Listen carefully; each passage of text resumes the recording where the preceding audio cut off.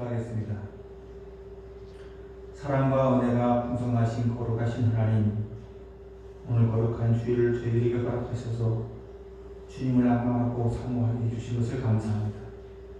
우리를 일찍이 택하시고 부르셔서 자녀 삼아주시고 주님의 권속으로 한 교회에 속하며 하나님 성도들과 아름다운 사랑과 교제를 나누며 주님을 섬길 수 있도록 인도해 주신 것을 감사를 드립니다.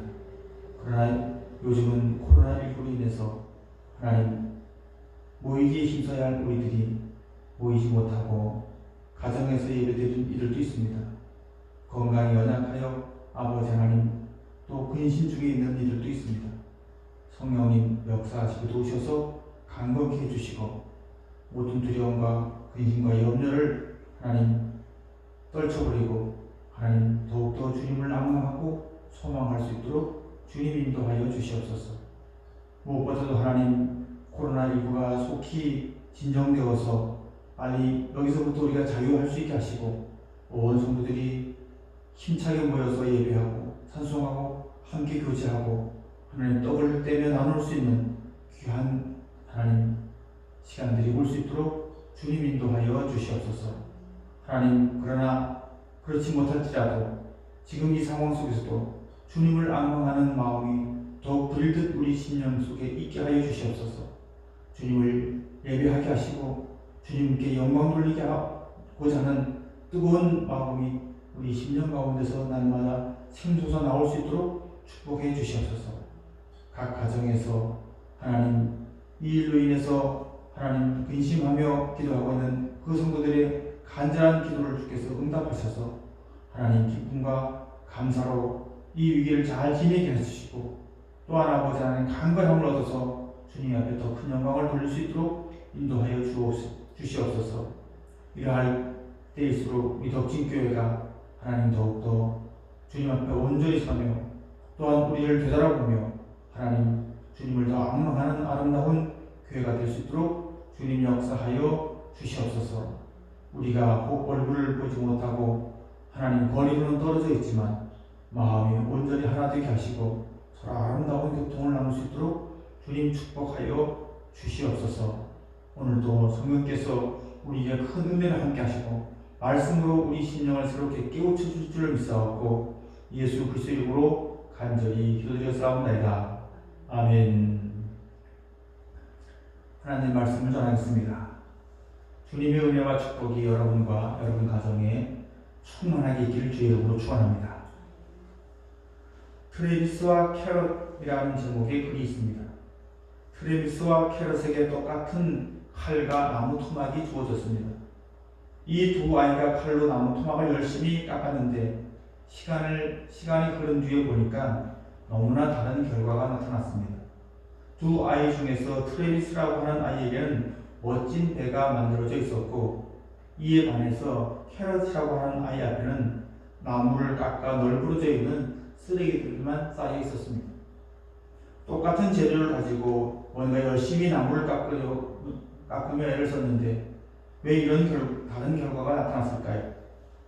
트레비스는 처음부터 배를 만들겠다고 하는 분명한 목적을 가지고 배를 깎았기 때문에 이런 결과가 나타난 것이고 여기에 반해 캐럿은 아무 목적도 없이 되는 대로 나무를 깎았기 때문에 결국에는 주변에 쓰레기만 만드는 결과를 가져왔다는 것입니다. 저도 인생을 돌아보면서 50평생 열심히 살았다고 했지만 손에 잡히는 것이 없는 그런 인생을 살아가고 있는 것은 아닌가 하고 되돌아보게 됩니다. 또한 우리 덕진교회가 하나님 나라라는 뚜렷한 목표를 향해 잘 가고 있는 것인지 아니면 그저 이리저리 방황하다가 쓰레기만 남기는 그런 인생 아니면 그런 교회가 아닌지 생각해 보게 하는 이야기입니다. 성경에도 이런 비슷한 말씀이 있습니다. 고린도전서 9장 26절입니다. 그러므로 나는 다름질하기를 항방 없는 것 같이 아니하고 싸우기를 호응을 치는 것 같이 아니하며 목적의식이 분명하다는 것입니다. 잘 달리는 것도 중요하지만 목표 지점이 어딘지 알고 달리는 것은 더욱 중요할 것입니다. 미국의 의사이자 수필가인 올리브 홈즈가 이런 말을 했습니다. 이 세상에서 가장 중요한 것은 내가 어디에 있는가라는 것이 아니라 어느 쪽을 향해 가고 있는가라고 하는 것을 파악하는 것이다 라고 했습니다. 여러분은 어디로 가고 있습니까? 여러분의 목적지는 어디입니까? 로마서를 크게 세 수로 나눌 수도 있고 더 크게는 둘로도 나눌 수가 있습니다. 둘로 나눈다면 1장부터 11장까지가 교리를 다루는 내용입니다. 12장부터 16장까지는 이 교리를 바탕으로 생활윤리, 적용 부분이라고 할 수가 있습니다. 그러니까 오늘 읽은 본문은 교리를 다루는 맨 마지막 부분에 해당되는 말씀인 것입니다. 그런데 실제적인 교리에 대한 내용은 지난주에 살펴본 11장 32절까지 마무리가 되었습니다. 그리고 오늘 읽은 33절부터 36절은 교리가 아니라 그냥 하나님께 올려드린 찬송입니다. 그래서 오늘 본문을 송영, 찬송시 이렇게 분류하기도 합니다. 바울은 교리를 다루는 마지막 부분을 그냥 교리로 끝내지 않고 깊도다 하나님의 지혜와 지식의 풍성함이요 이렇게 시작되는 온전히 하나님께 찬양하고 하나님을 예배하고 하나님을 경배하고 하나님께 영광 돌려드리는 것으로 전반부를 마무리되는 것을 보면서 마치 트레비스라고 하는 아이가 처음부터 나무를 깎으려고 칼을 드는 그 순간부터 나는 이런 데를 만들 거야 라고 하는 분명한 목적을 가지고 그림을 그리면서 조각을 한 것처럼 사도 바울이 로마서 1장 1절을 시작하면서 오늘 본문 하나님께 영광 또 하나님을 찬양하는 그 가슴 벅찬 오늘 본문을 목적으로 하고 로마서를 기록했기 때문에 그 놀랍고 치열한 그리고 치밀하고 완벽한 교리를 집대성하게 된 것이 아닌가 하는 생각을 갖습니다. 여러분에게는 이렇게 바울과 같은 인생에 뚜렷한 목적이 있습니까? 이런 삶의 뚜렷한 목표를 갖는 것이 왜 중요한가 하면 에베소서 2장 10절에서 이렇게 말씀했습니다. 우리는 그가 만드신 바라 그리스도 예수 안에서 선한 일을 위하여 지으심을 받은 자니 이 일은 하나님이 전에 예비하사 우리로 그 가운데서 행하게 하려 하심이니라. 에베소서는 바울의 옥중서신입니다. 그가 무슨 죄를 짓고 감옥에 간 것도 아니고 복음을 전하다가 감옥에 갇히게 되었는데 이렇게 예상치도 못한 감옥에 갇힌 상황 속에서 그런 당황하긴 하는 기색도 없이 인생에 조금도 흐트러짐이 없었습니다. 뿐만 아니라 우리 인생을 향한 하나님의 목적을 분명하게 제시하고 있습니다. 우리는 그가 만드신 바라 그리스도 예수 안에서 선한 일을 위하여 지으심을 받은 자니. 아멘. 자, 그런데 바로 앞에 에베소서 1장 4절 6절에서 보면 이렇게 말씀하고 있습니다.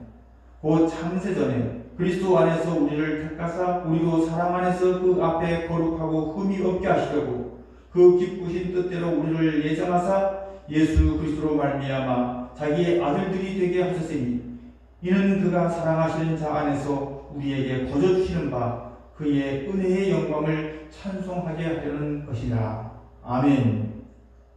감옥 안에서 억울하고 분하고 복수하겠다 이런 분노로 가득 차 있는 것이 아니라 뚜렷한 인생의 목적이 있으니까 지금 감옥에 들어가 있는 이것조차도 자기 인생 내용 중에서 하나라고 수용하고 정말 넉넉하며 넘쳐나는 그런 태도를 보이고 있는 것입니다.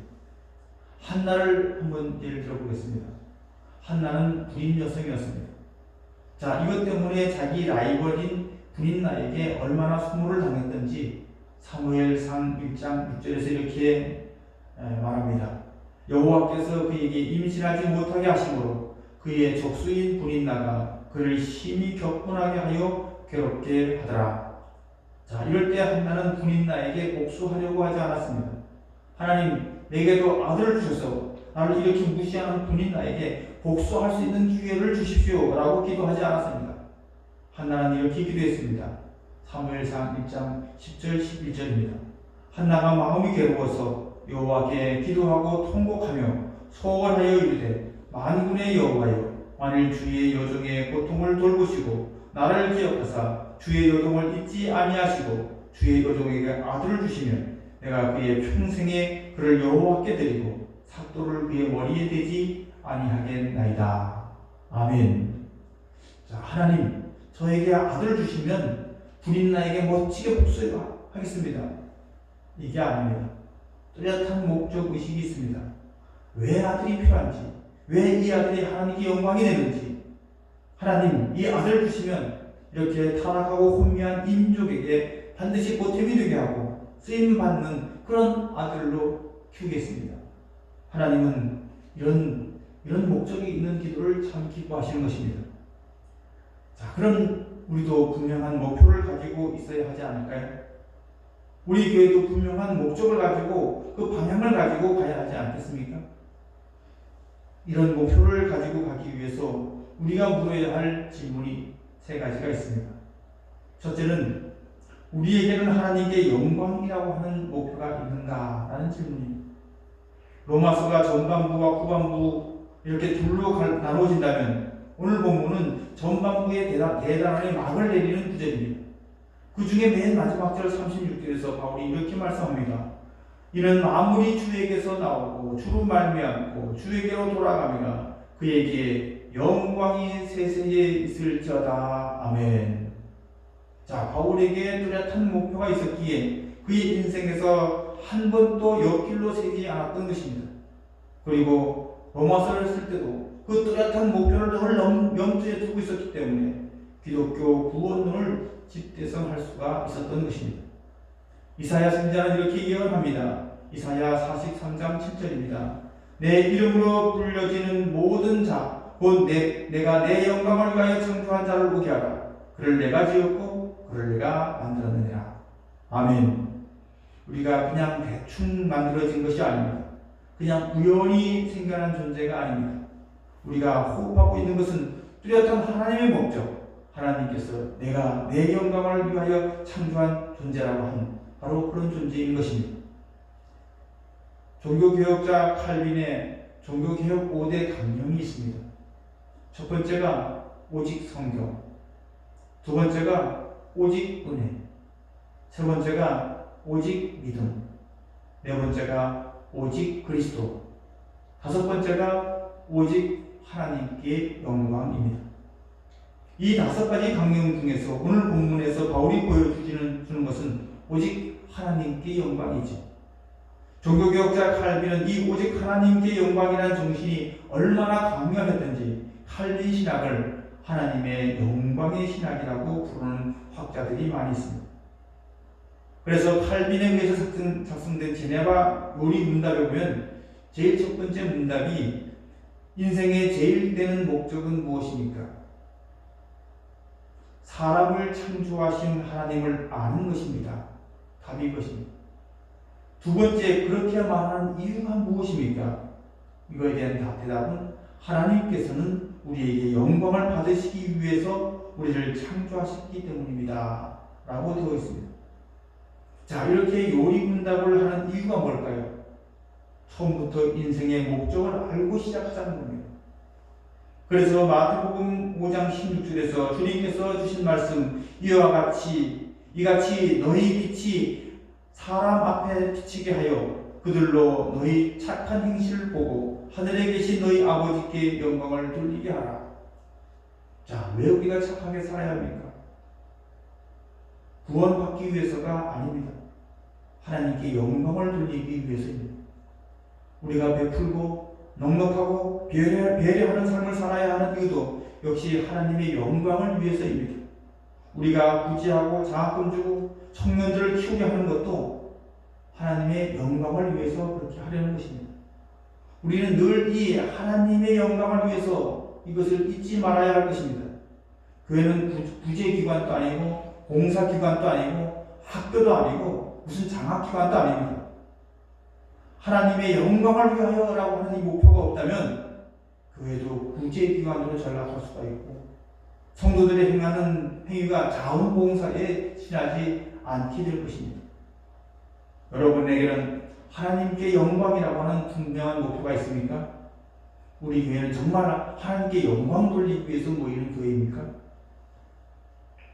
자, 두 번째로 하나님의 주권을 인정하고 있는가라는 질문입니다.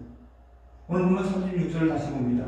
이는 만물이 주에게서 나오고 주로 말미암고 주에게로 돌아감이라. 그에게 영광이 세세에 있을지어다. 아멘. 자, 강해 설교자 제임스 몽고메리 보이스라고 하는 분이 이 구절과 관련해서 이렇게 설명했습니다. 구원을 받지 못하고 거듭나지 못한 상태에서는 모든 것이 인간 중심에서 결정된다. 인간이 만물의 척도다. 우주 안에 있는 모든 것이 인간을 위한 것이고 인간의 영광을 위한 것이다. 그랬는데 그리스도인이 되고 나면 세계와 그 안에 있는 모든 것이 실제로 하나님께로부터 오며 그분의 다스림을 받으며 그분의 영광을 위하여 존재한다는 사실을 알게 된다 라고 했습니다. 오늘 이 구절로 우리 자신을 점검해 볼 수가 있습니다. 나는 온 세상을 나 중심으로 생각하느냐 하나님 중심으로 생각하느냐 하는 것입니다. 하나님이 나에게 복을 주셔야 하고 하나님이 내 기도에 응답해 주셔야 하고 오직 하나님께서 나를 위해서 내 편함을 위해서 내 영광을 위해서 우리가 오늘 살고 있지는 않습니까? 인간 중심, 만물의 척도가 된 인간, 우주 안에 모든 것이 인간을 위한 것, 이런 생각을 하고 살아가던 우리 안에 그리스도의 영광이라고 하는 큰 목표가 새롭게 설정되는 것, 이게 신앙의 성숙이라고 할 수 있을 것입니다. 출애굽기 3장에서 출애굽의 지도자 모세를 하나님께서 세우시면서 그를 부르시는데 출애굽기 3장 4장에서 모세를 부르시면서 두 가지를 요구하는데 참 의미가 있다고 생각합니다. 첫 번째 요구가 3장 5절에 나옵니다. 하나님이 이르시되 이리로 가까이 오지 말라. 내가 선 곳은 거룩한 땅이니 내 발에서 신을 벗으라. 자, 두 번째 요구는 출애굽기 4장 2절에서 4절에 나옵니다. 여호와께서 그에게 이르시되 내 손에 있는 것이 무엇이냐? 그가 이르되 지팡이니이다. 여호와께서 이르시되 그것을 땅에 던지라 하시매 곧 땅에 던지니 그것이 뱀이 된지라. 모세가 뱀 앞에서 피하며 여호와께서 모세에게 이르시되 내 손을 내밀어 그 꼬리를 잡으라. 그가 손을 내밀어 그것을 잡으니 그의 손에서 지팡이가 던지라. 자, 하나님께서 이상한 요구를 모세를 부르시면서 했습니다. 자, 이렇게 이상한 요구를 하신 이유를 그 다음 절 5절에 보면 이렇게 말합니다. 이는 그에게 그들의 조상의 하나님 곧 아브라함의 하나님, 이삭의 하나님, 야곱의 하나님 여호와가 내게 나타난 줄을 믿게 하려 함이라 하시고, 이스라엘 백성들이 모세가 하나님을 만났다는 사실을 믿게 하려고 지팡이를 던지라고 하는 거예요. 자, 여러분, 모세는 미디안에서 양을 치던 목자였습니다. 목자의 손에 들린 지팡이는 자기 생업의 도구입니다. 지팡이는 자기가 이끌어야 하는 양들을 인도하는 데 필수적인 도구입니다. 그걸 던지라는 겁니다. 그러면 내가 내 능력을 보여주겠다. 하나님이 그렇게 말씀하시는 겁니다. 내가 그 지팡이를 땅에 던지면 내가 이걸 생명체로 보여주겠다라는 겁니다. 지팡이는 무생물이죠. 그런데 이걸 던지면 생명의 역사가, 생명이 되는 역사를 보여주겠다는 거예요. 자, 이 과정을 거쳐야 사람들이 내가 내게 보낸 종이라고 하는 것을 믿게 될 것이다 라는 것입니다. 자, 그러니까 모세에게 지팡이를 던지라고 하는 것은 내가 이스라엘 백성을 인도하는 주권자라는 것입니다. 내가 주도하겠다는 거예요. 너의 능력으로 하는 것이 아니라는 거예요. 내가 가진 경험으로 이스라엘 백성을 이끌라는 것이 아니라는 거예요. 내가 가진 어떤 도구를 가지고 내 어떤 자원을 가지고 내 생각을 가지고 이스라엘 민족을 이끌어가는 것이 아니라는 겁니다. 여러분, 나는 내 손에 들려있는 지팡이를 믿음으로 던지고 있는지를 한번 생각해 보아야 합니다. 여전히 인간적인 생각과 인간적인 방법과 인간적인 수단으로 우리는 살아가고 있지 않습니까? 잠언 3장 6절에 보면 너는 범사의 그를 인정하라. 그러면 내 길을 지도하시리라 라고 했습니다. 이 말씀을 그냥 머리로만 여러분 알고 계십니까? 아니면 이 말씀을 가슴으로 끌어내리십니까? 그리고 가슴으로 끌어낸 이 말씀이 손과 발로 연결되어서 온 오감으로 이 말씀이 정말 느껴지십니까? 저와 여러분이 손에 들린 이 지팡이를 하나님 말씀 앞에서 순종하며 과감히 집어 던질 수 있기를 주의 이름으로 축원합니다. 그리고 하나님의 인도하심, 하나님의 주도하심에 맡기는 삶이 되기를 주의 이름으로 축원합니다. 마지막 세 번째 질문은 우리는 하나님의 지혜와 지식의 부유함을 찬양하고 있는가라는 것입니다. 자, 33절을 또 보겠습니다. 깊도다 하나님의 지혜와 지식의 풍성하며 그의 판단은 헤아리지 못할 것이며 그의 길은 찾지 못할 것이로다. 자, 우리는 로마서 1장에서부터 11장에 이르기까지 인간의 생각으로는 받아들일 수 없는 놀라운 하나님의 구원 계획, 그 하나님의 철두철미한 계획, 그 하나님의 지혜와 지식을 다 살펴보았습니다. 하나님께서 우리 인간을 구원하시려고 하는 놀라운 그 지혜 앞에 그 놀라운 계획을 깨닫고 이렇게 하나님의 지혜와 하나님의 지식에 대해서 감탄이 나오십니까? 여러분, 가장 행복한 인생이 어떤 인생인지 아십니까? 돈 많은 인생일까요? 권세가 있는 인생일까요? 아닙니다. 감탄하는 인생입니다. 감탄하는 인생. 우주 만물, 자연 만물을 보면서도 감탄하고 풀 한 포기, 꽃 한 송이, 나무 한 그루, 하늘에 떠가는 구름 한 조각, 또 구름 한 점 없는 맑은 하늘. 자, 이걸 볼 때 정말 감탄할 때 인생이 제일 행복한 순간이겠죠. 우주 만물을 보고 감탄하는 것도 행복하지만 나를 지으신 하나님, 나를 구원하신 하나님, 그 지혜, 그 사랑, 그 계획, 정말 놀랍다.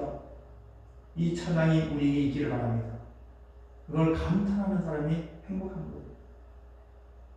이게 예배는 이 감탄하는 시간이에요.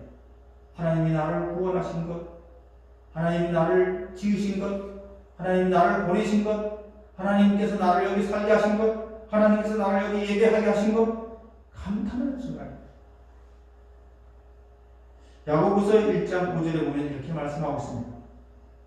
너희 중에 누구든지 지혜가 부족하거든 모든 사람에게 후히 주시고 꾸짖지 아니하시는 하나님께 구하라.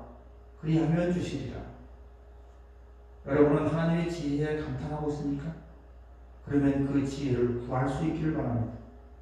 인간의 지혜가 아닙니다. 인간의 어떤 술수나 어떤 방법을 말하는 것이 아닙니다. 이 지혜가 어떤 지혜일까요? 자, 고린도전서 1장 18절에 이렇게 말씀했습니다. 십자가의 도가 멸망하는 자들에게는 미련한 것이요 구원을 받는 우리에게는 하나님의 능력이라. 십자가의 도가 뭘까요? 손해보라는 것 아닙니까? 네가 죽으라는 것 아닙니까? 그런데 왜 못하죠? 하나님의 지혜를 경험해 본 적이 없으니까. 왜 나만 손해보느냐고, 왜 나만 가지고 이러느냐고. 우리는 우리의 알량한 자기 생각, 자기 인간의 지혜로 따집니다. 여기에는 감탄이 있을 수가 없습니다. 계산만 있습니다. 이해 득실만 있는 것입니다. 여기에는 생명의 역사가 있을 수 없습니다. 여기에는 진정한 행복이 있을 수 없습니다. 우리가 하나님의 지혜를 깨달았을 때 감탄하듯이 우리가 그 하나님의 지혜로 살 때 우리는 다른 사람에게 감탄하게 하는 인생이 될 수 있는 줄을 믿습니다.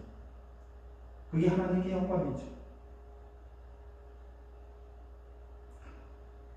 우리가 하나님께 영광 돌리기 위해서 예배하는 겁니다. 예배가 뭘까요? 여러 말로 다뤄도 설명할 수도 있겠지만 하나님께 영광, 이거로 하나님께 영광 이렇게도 생각할 수가 있습니다. 우리가 왜 모여 예배합니까? 왜 찬송합니까? 하나님 앞에 예배드리는 것이 마땅하고도 당연한 도리이기 때문에 그렇게 하는 것이고 그것이 당연한 하나님 백성이 해야 할 일이기 때문에 그렇습니다. 지금 코로나19와 같은 이런 사태 속에서도 우리가 예배를 포기할 수가 없습니다. 왜? 그것은 하나님께 영광 돌리는 인생의 목적을 포기하라는 것과 똑같은 것이기 때문에 그렇습니다. 트레비스라는 어린아이가 자기의 손과 칼에 나무 조각이 들려져 있을 때 나는 멋진 배를 만들고 말 거야 했을 때 시간이 갈수록 배의 형태가 나타났습니다. 여러분에게는 시간이 갈수록 나무 조각 쓰레기들만 넘쳐나는 인생은 혹시 아니십니까? 아니면 아름다운 배가 그 배의 윤곽이 서서히 드러내는 그런 인생이십니까? 오늘 우리 하나님께서 우리 인생의 목표를 다시 한번 회복해 주시는 은혜가 있기를 바랍니다. 우리가 하나님께 영광을 돌리기 위해서 하나님 목적으로 해서 하나님만 바라보고 살아갈 수 있는 저와 여러분 될 수 있기를 주의 이름으로 축원합니다. 아멘. 축도함으로 예배를 마치겠습니다. 이제는 우리를 죄악에서 구원해 주신 우리 주 예수 그리스도의 놀라우신 은혜와 하나님 아버지의 극진하신 사랑하심과 지금도 우리 심령 안에 주의 지혜를 깨닫게 해주시고 감격하고 감탄하며 주님 앞에 영광 돌리도록 도우시고 이끌어 주시는 성령님의 감화 감동 교통 역사하시니 고개 숙인 당신의 귀한 백성들 머리 위에 코로나19로 인해서 가정 예배를 드리는 성도들 가정 위에 지금부터 영원토록 함께하기를 주의 이름으로 간절히 축원하옵나이다. 아멘.